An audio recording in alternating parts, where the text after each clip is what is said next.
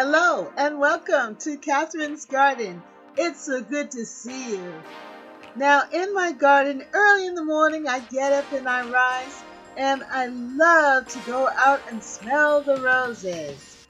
Yes, the roses have a certain scent that just lights up the garden and makes it so fragrant and beautiful, along with this angel tramper tree, Blossom. When it does bloom, it just is a superstar in the garden. I just love to share my garden with you because there is growth, vitality, and life. I plant a variety of different things in the garden. I love to mix it all up.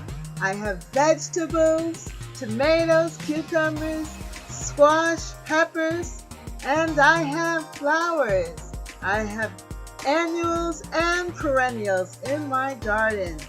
So come on and join me. Subscribe to Catherine's Garden, and you will enjoy the joy of finding and discovering new flowers and new things in the garden as we walk and meditate with my love, Gladiola. And this wonderful mini rose bush is given to me by my love, my husband.